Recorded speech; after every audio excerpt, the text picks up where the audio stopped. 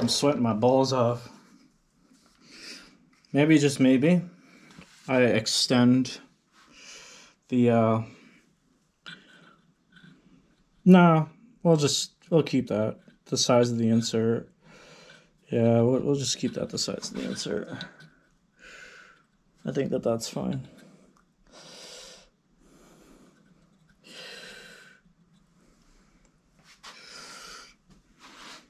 All right.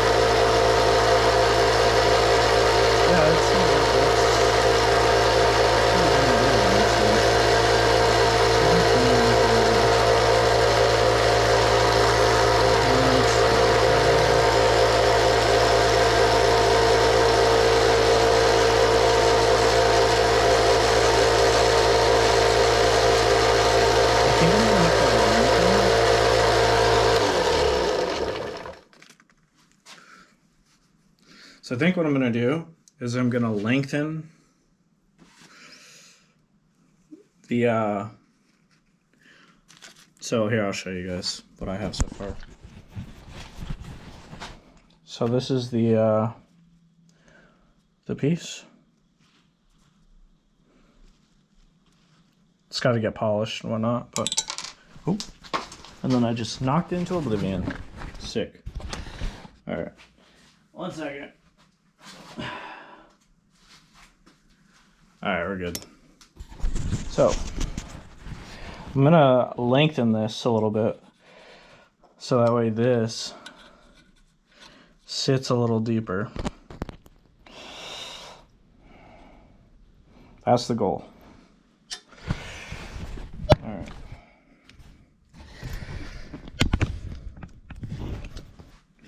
That is the goal.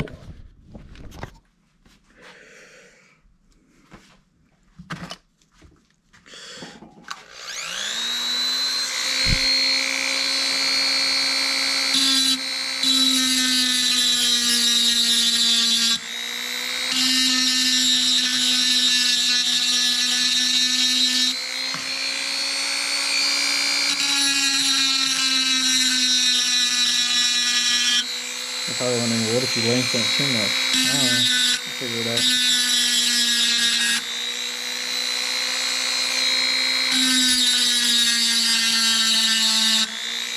I don't really worry about that, to be honest with you. I just kind of eyeball things.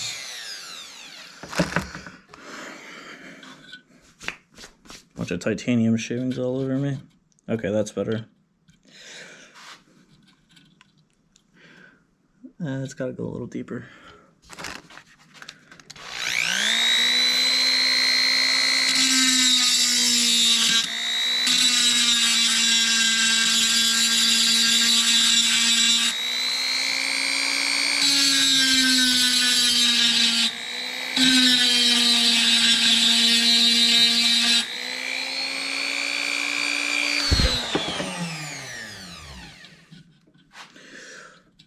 That's like perfect.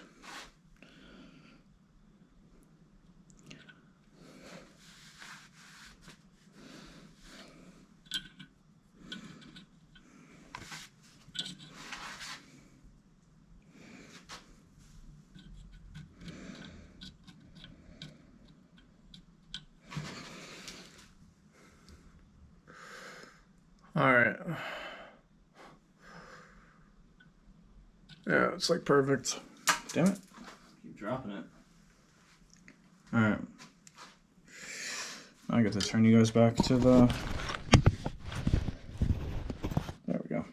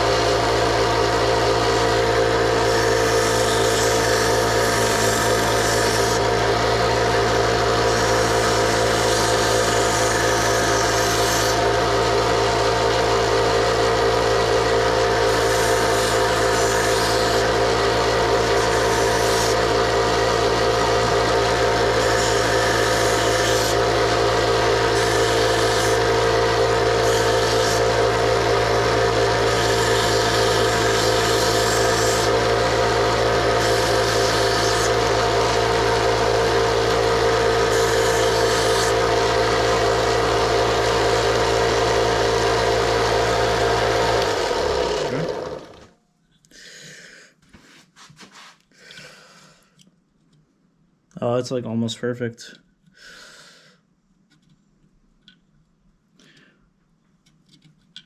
Coolios.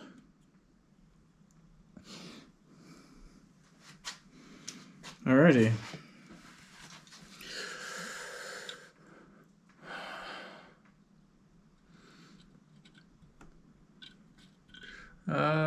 We take a little more off.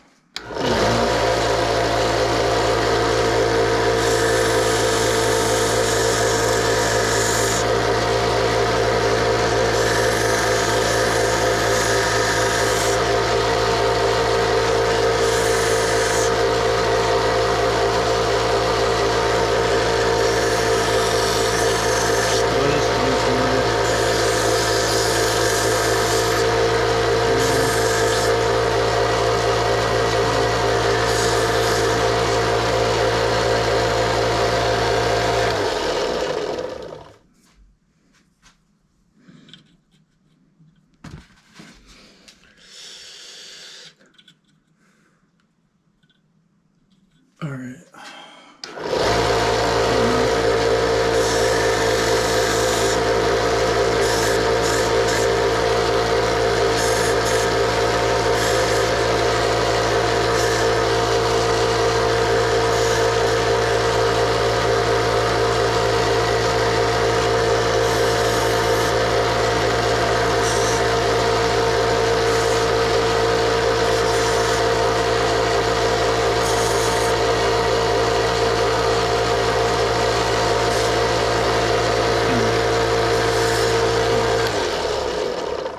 Try that now.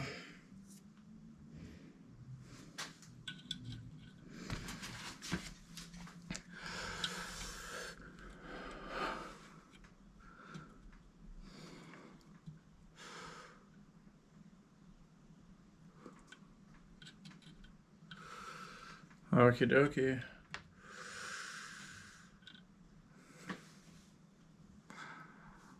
We have what looks to me a winner.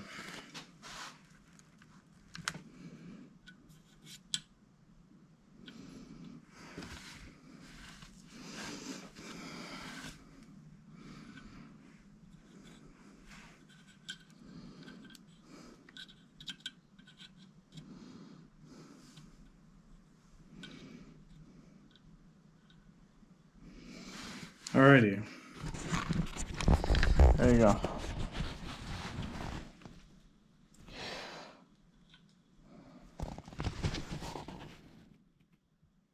It's going to get sanded down more. I don't know if you guys will be able to see it from this angle. There's still quite a bit left. I think what I'm going to do is epoxy it. So I'm going to epoxy it, and then I'm going to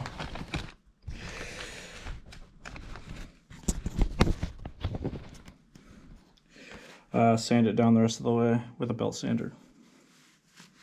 So yeah, now I need to mix up some epoxy.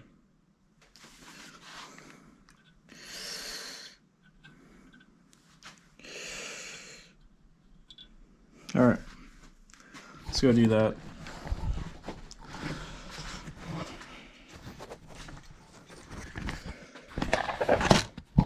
Epoxy resin. All right. Epoxy resin, there we go. I don't know if I even have mixing cups left still, so let's see what happens here.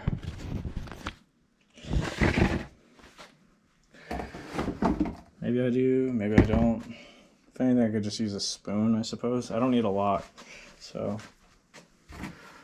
Oh, I do still have a mixing cup left. Excellent.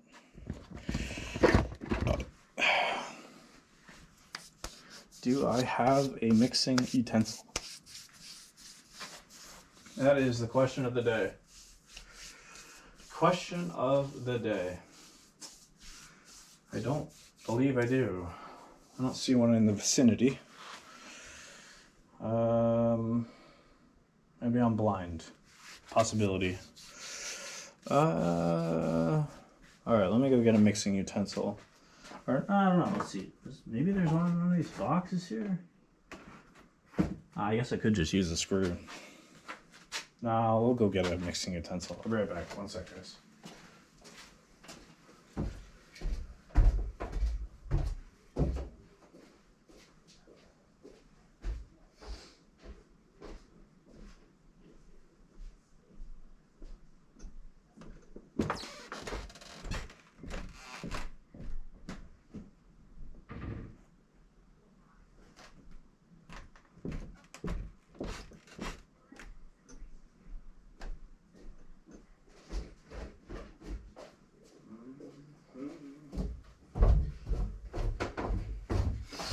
Alright, I had to go upstairs to get a mixing utensil. I hope you weren't too lonely without me. Alright, now we're going to get a glove on. Because handling this stuff without a glove is absolutely awful.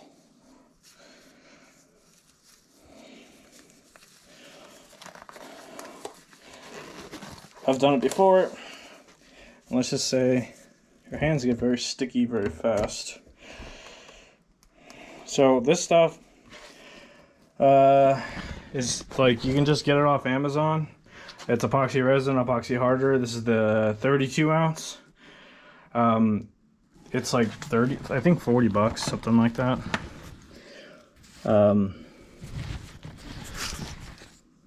There we go. Hold on, let me like move you guys so it's a little easier for you to see here. There we go. So all you got to do, it's a 1-to-1. I'm trying to adjust the GoPro, but I also have epoxy on my glove already, so I'm trying to not make things sticky. Kind of a pain in the ass if you ask me.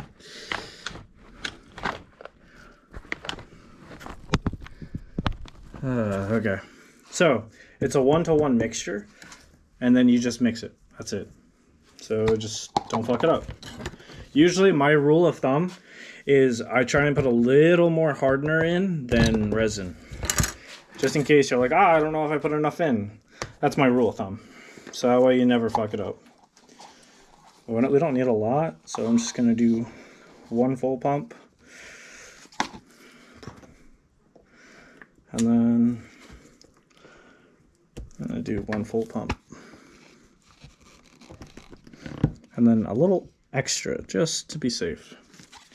Perfect. And now we mix it up.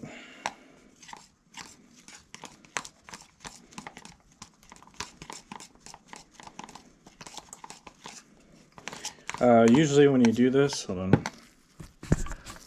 I already got like shit all over my hand. Hold on, take my glove off. All right. So usually when you're doing this,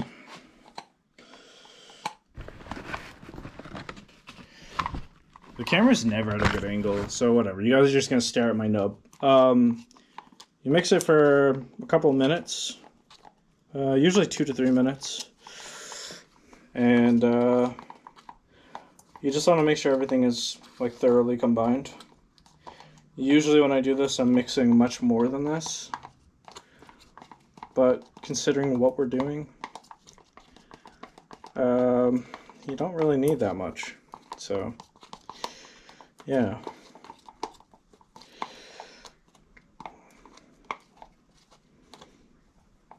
So you guys come here often? Probably gonna be the most boring part of the video. Alright, I'm just gonna cut the video off until when I'm done mixing, and I'll turn it back on. Alright, I'll be right back, guys. Alright, and we're back. And here's to hoping that all the epoxy is thoroughly mixed the way I needed it to be mixed, because if it's not, then, well, hey, we're...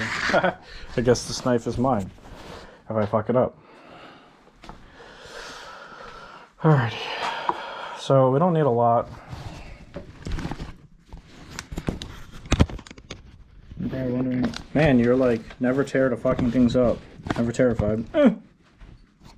I fuck it up, I fuck it up. It is what it is. You know, not the end of the world. It is not the end of the world. I want it to be this way. So, alrighty. Here we go. Get a little bit of this resin. Don't need a lot. Actually, that's a lot.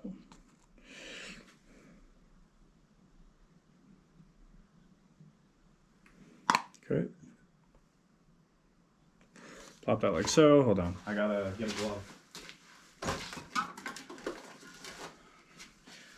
Now this stuff is gonna like go everywhere, dry everywhere, all that stuff. That's okay. Because you can just sand it out, drill it out. It's not the end of the world. It's really not. Alright.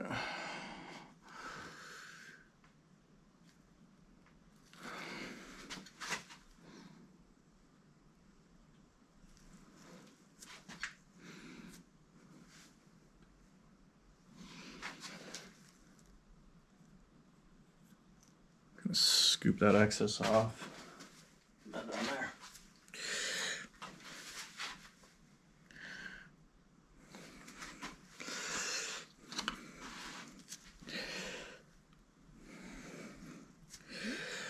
Alrighty.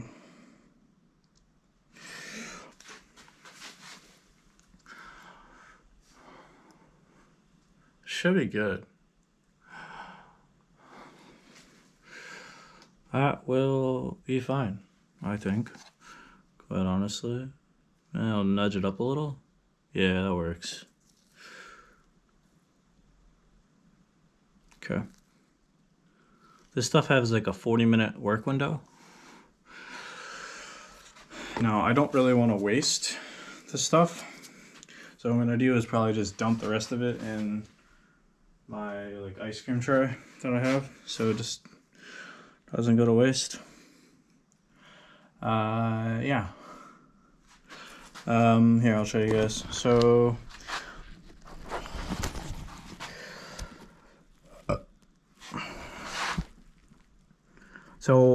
it'll take about a day for it to set. Now you're probably wondering, well, how are you gonna flame anodize it? I'll still flame anodize it, I just won't anodize that general area. You just have to be careful. It's not a big deal. It is not the end of the world. So, I think it'll look really cool. Yeah, I think it'll look cool. All right. I guess this will be like a multi-part video because this is going to take longer than what I anticipated it to. So, yeah. I'll see you guys in the next part. So, yeah. When this gets done, and it'll take like a day-ish for it to fully cure. When it does, then we'll sand it all down, make sure that it's all flush, and then if I need to fill anything in, I'll just mix another batch of epoxy, and then we'll go from there. We'll anodize it and all that fun jazz. So yeah, welcome along for the journey. Have a good one, guys. Later. All right, what's up, guys?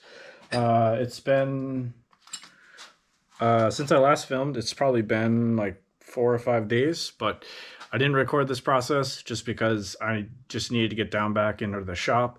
And when I've been going through some rough depression. Anyway, I've opened up about this before, but having to record and work sometimes just makes me just not want to do anything. So if I just come down here and work and then get in the swing of things, then it makes it a little easier to then be like, okay, let's record. So anyway, this is what we have so far. Hold on, let me move it so you guys can actually see it better. So when we last left off, this was still this carbon fiber. Hold on, let me lock my phone. This carbon fiber inlay was still like a big chunk that I had epoxied on, and then I hadn't done any of this. What do you call it?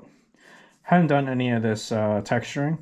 I did this on my belt sander with a 240 grit belt. All you do is turn the belt on. It's a horizontal belt sander, so you just hold the scale like this and press it to the part of the belt that rotates upward. And I'll show you.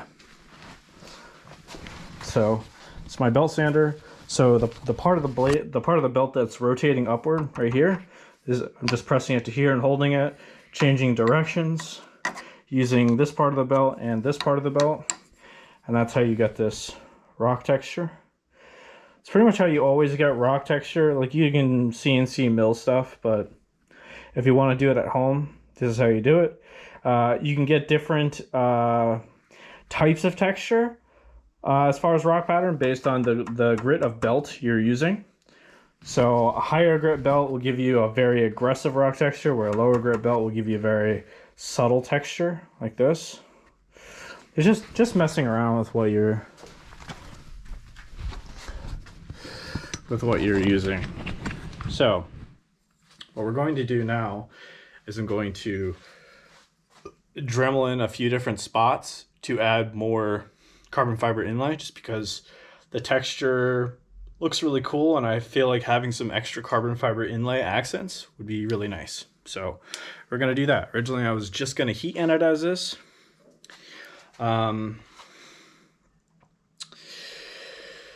So maybe what we'll do in this video is I will anodize the area that I want. How do I want to do this?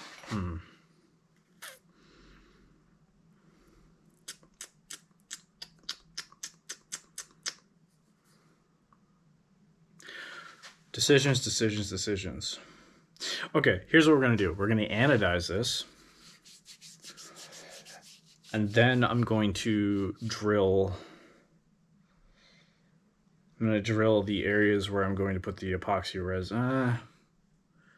I could just electric anodize this. I was originally going to heat anodize it. The problem is if you heat the epoxy up too much for too long, it kind of liquefies. I don't have any distilled water, so anodizing it right now through electricity is kind of a problem.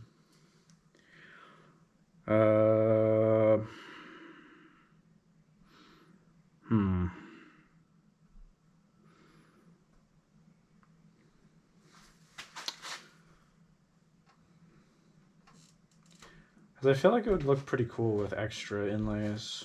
Now we're gonna do the inlays, and then I will try and pick up some distilled water, and we can either electric anodize it, or I'll just heat anodize it, and I'll just be really careful about how I do it. We'll just heat anodize it now, and then we'll go from there, and whatever happens, happens.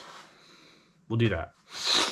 All right, so the goal is I'm going to heat anodize this, and then I'm going to remove the anno from certain areas so it lifts, so you get a really nice contrast in the rock pattern. And then I will Dremel out some areas, and then we'll throw some more carbon fiber accents in. That's the goal. So now you're staring at absolutely nothing. I'm sure you love that. You guys can stare. Okay, just want to make sure you guys are staring at the right thing.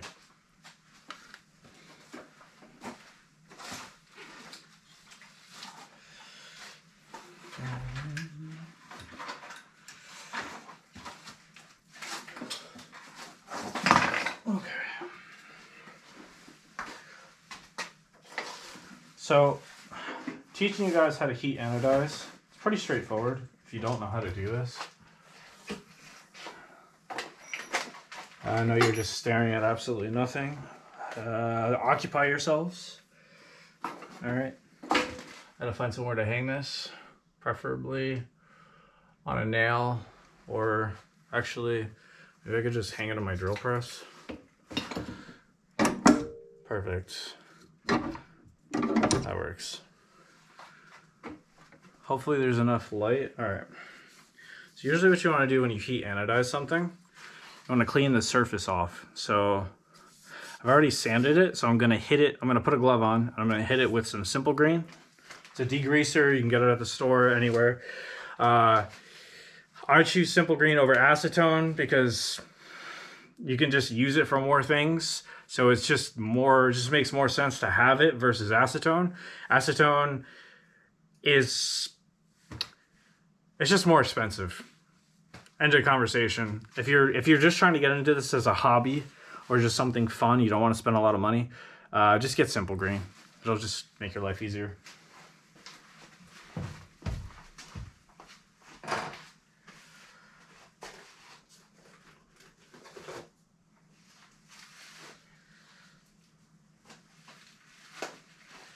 All right, let me grab you guys. Sorry, I had to walk away to grab a glove.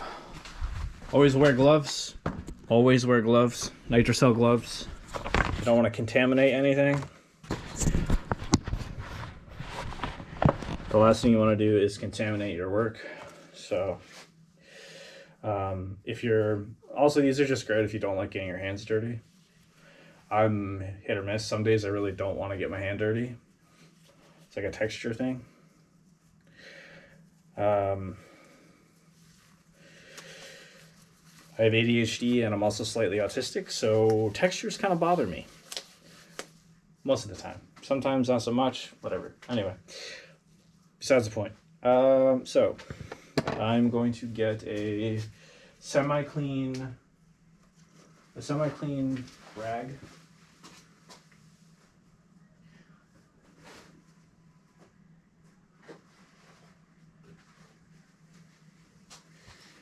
You're probably wondering, well, what do you mean semi-clean? Well, to be honest with you, it doesn't have to be 1000% sterile. You're not a doctor. Of course I drop it.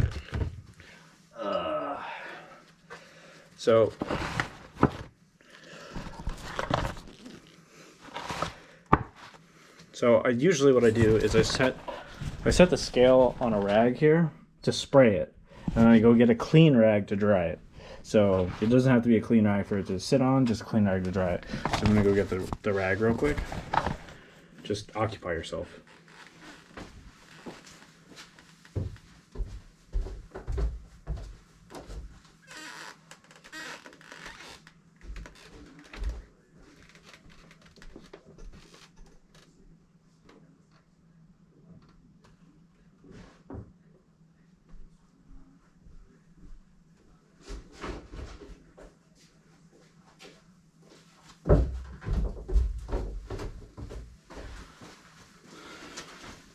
Alright, I'm back. Hope you didn't miss me too much. So, clean paper towel. You can use paper towel. You can use shop rags you get from Lowe's, Home Depot. You can use tissues if you want. It really doesn't matter, as long as it's clean. Now, a simple green, like I said, you can get this anywhere. Home Depot, Lowe's, maybe Walmart. Walmart's pretty useless most of the time, so good luck. Local grocery store might have it. I bought this in bulk off Amazon before Amazon got really shitty. So yeah. So now you just wipe the scale down. That's all you're doing here. It doesn't have to be perfect, guys. It's okay. Everybody always thinks that doing anything in life, you have to do this a certain way, otherwise it's not going to work. It's bullshit. Take it from me. I've spent literal months down in my basement. Sorry, literal weeks down in my basement, messing with anodizing, heat anodizing, using voltage anodizing, seeing what works, what doesn't work. The surface of an item has to be clean, but it doesn't have to be super clean. It can't be like you just dropped it in a pile of sawdust or oil or whatever. But if you get a little bit of your hand oil on it, it's not the end of the world. If you accidentally touch it for half a second or whatever, not the end of the world. I promise you. Okay? All right, now, clean scale. I'm gonna go put this over on my vise and then I'll be back and pick you guys up.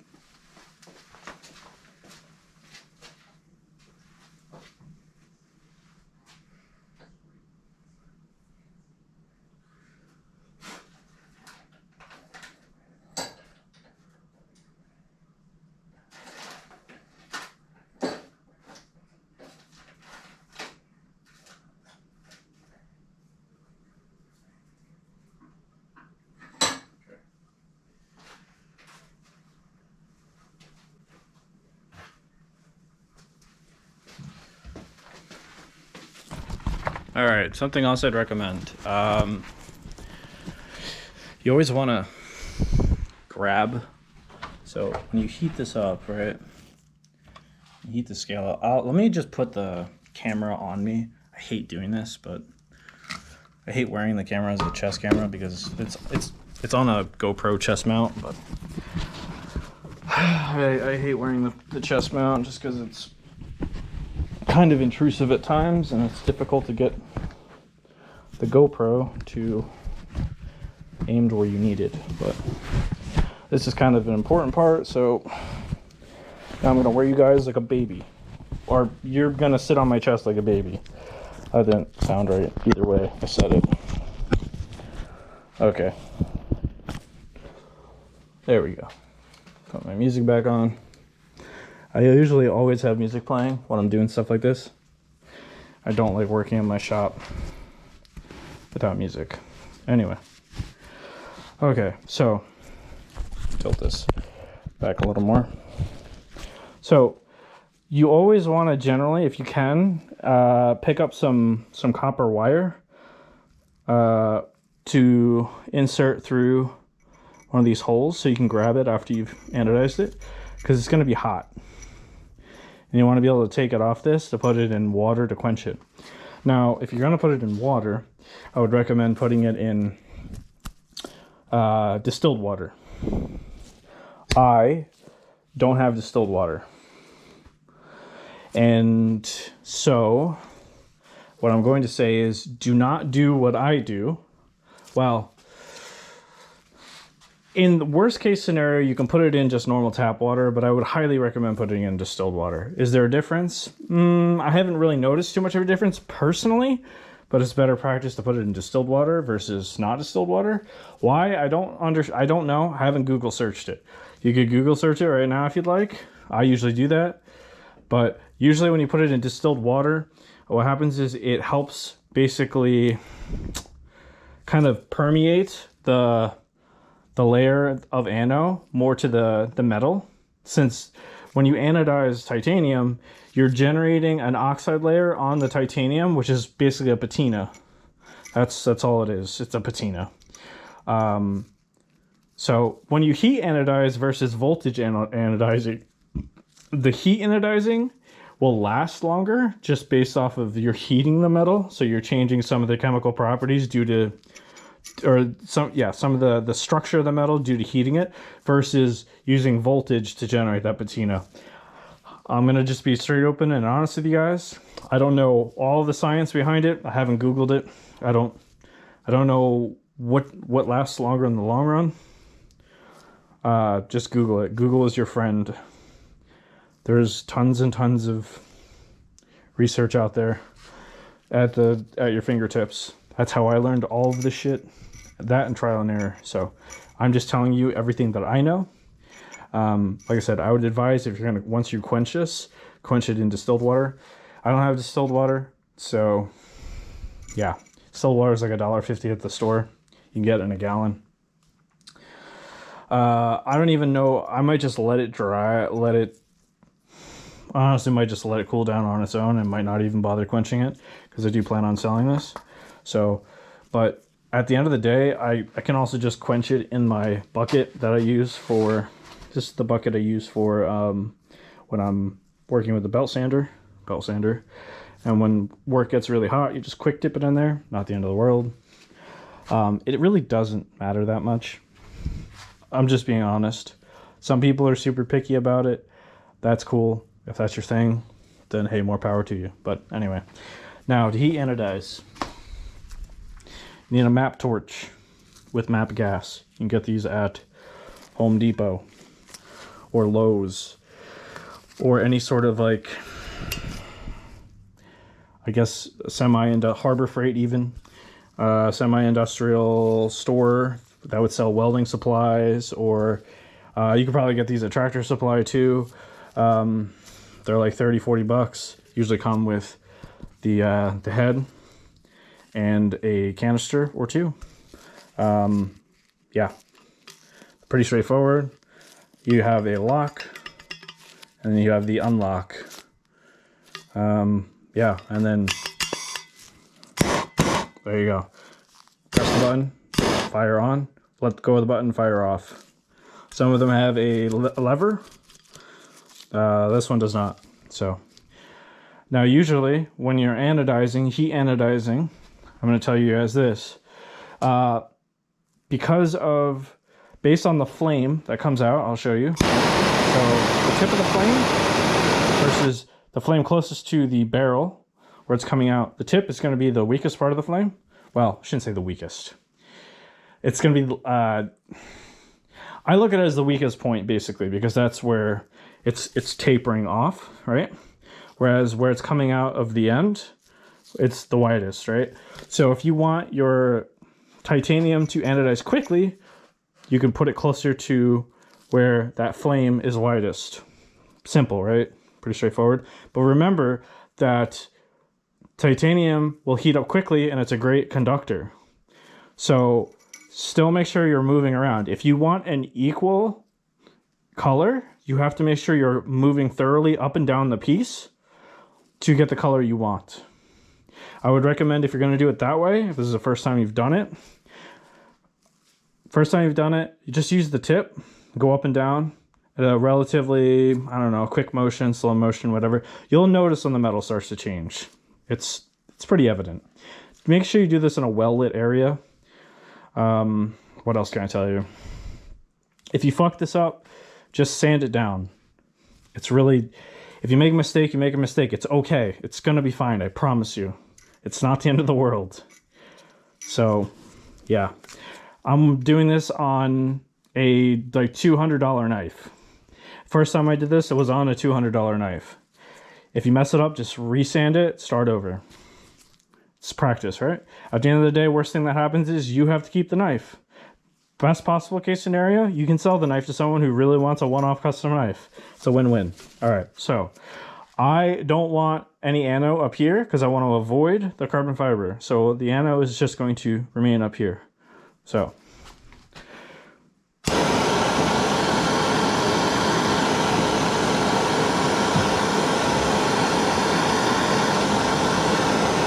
I'm also holding this upside down, so it makes it easier for me to...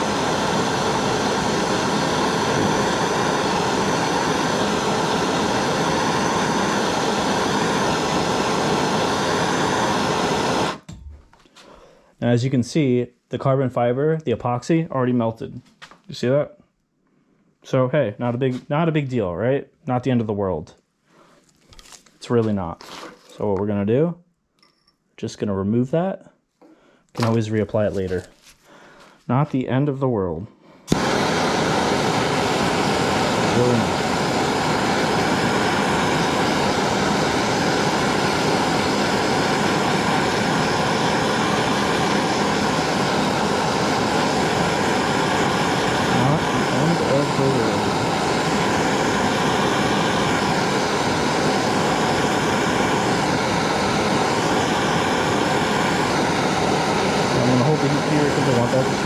Faster, as you can see it is. Once this area become purple and gold, I want this rest of the area to be a little less. There we go.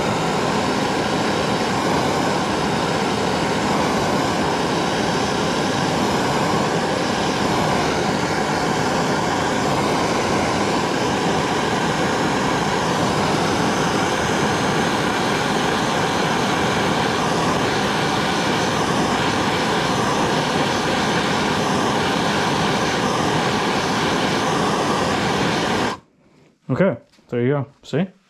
Pretty cool, huh?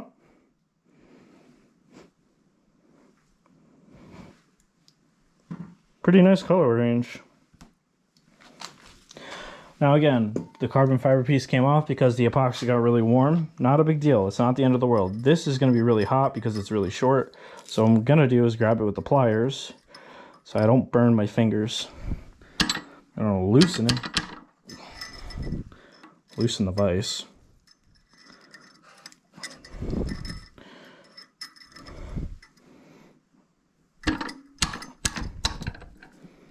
I'll probably just let this cool, to be honest. I think I'm just going to let this manually cool. But here, I'll show you. So that was the piece of carbon fiber that we had epoxied. All we'll do is just re-epoxy it. Not a big deal. Not the end of the world. If I have to cut another piece and epoxy it, I will do that. So yeah. Now you guys know how to heat anodize. Actually, I think what I'll do, I'll dip this and then we'll just get moving forward. So we're gonna dip this in here, quench it. Okay. Oh, that is pretty. Check that out. Very pretty.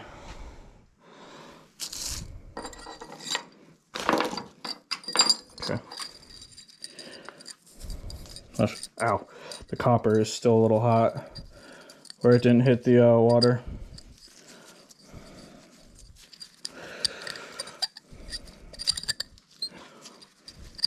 Come on. Okay. Check that out. Got this like nice green purple. That's really nice. All right. Now what we're gonna do is, so look at that. That's really nice.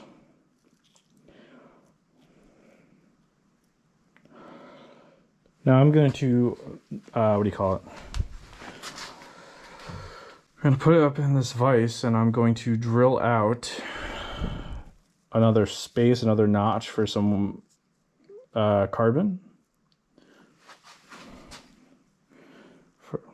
Maybe we'll do like, I don't know. We'll figure it out. We're gonna have fun with this. The whole point of this is to have fun. All right. That is the point. I want to have fun with this. When you're customizing knives, it's all about having fun, guys. That's what it boils down to. Okay. So,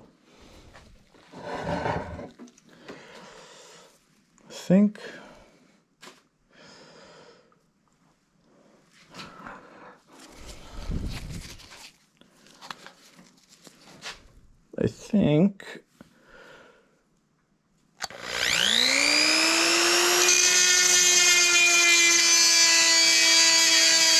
I know you guys can't see.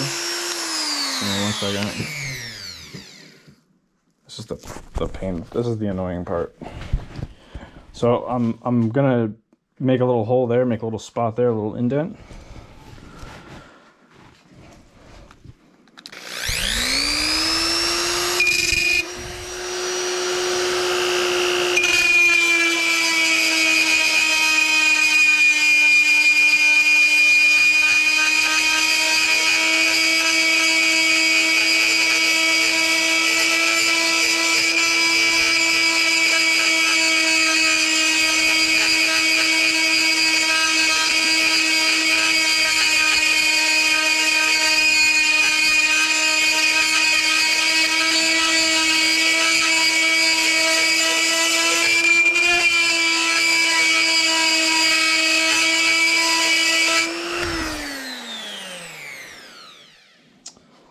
Decent. A little more.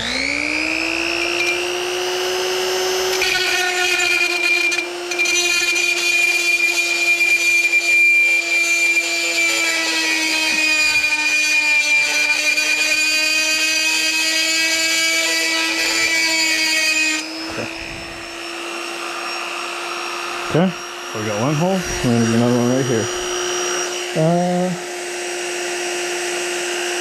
Yeah, we'll do another one right here.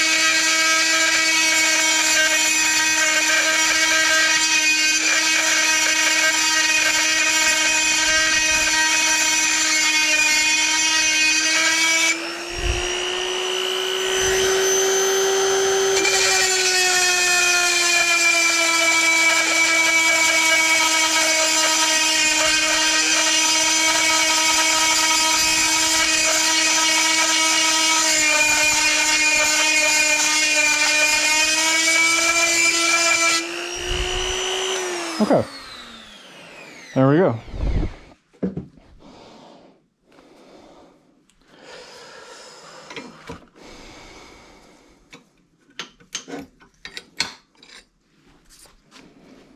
Now we have 2 little divots for more carbon fiber. Now I just need to cut this piece of carbon fiber.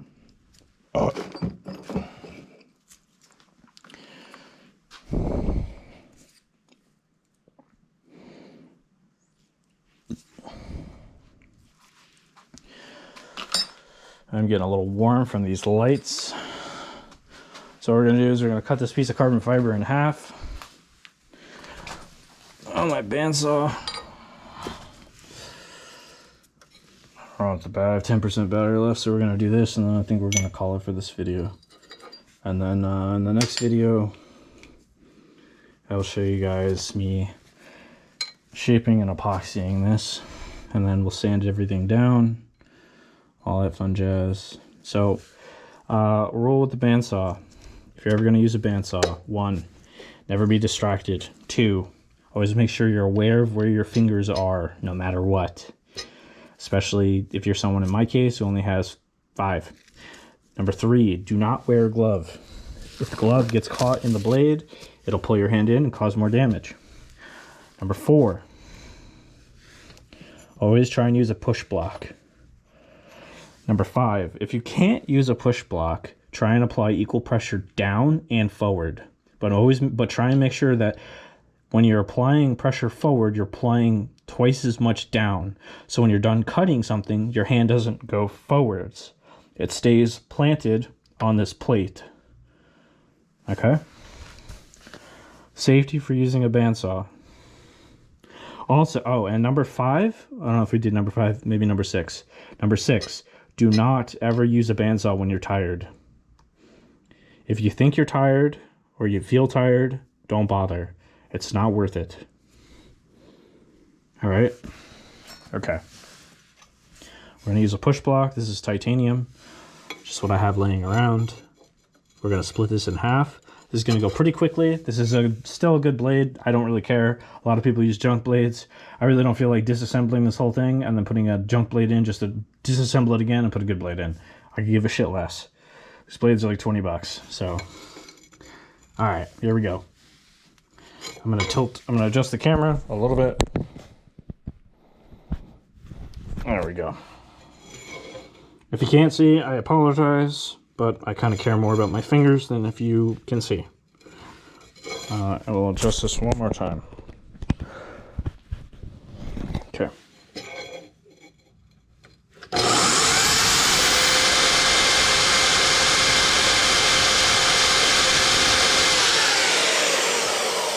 Alrighty. And that is that. Those are kind of the rules I've learned to abide by when using my bandsaw.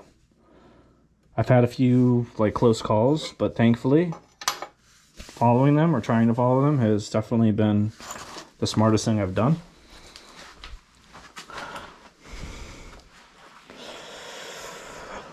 All right, so I don't know what to do with the scale. Oh, it's still over there, duh. I set it down. Where did I set it down?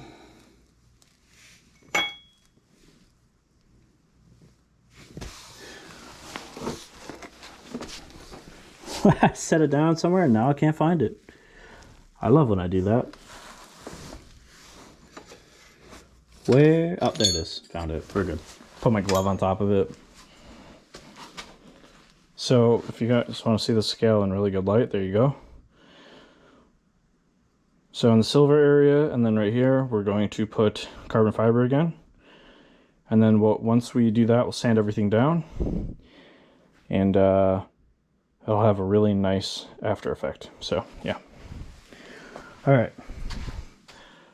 That's the end of this video. I hope you enjoyed. It's obviously me showing how I work, but also me explaining how I do things, why I do them. If you have further questions, you can ask me in the comments if you'd like, or you can Google them, one of the two, because 90% of the time I just Google them to give you the answer. That's not me being a smartass, that's just me being honest. All this stuff that I do, you can learn online.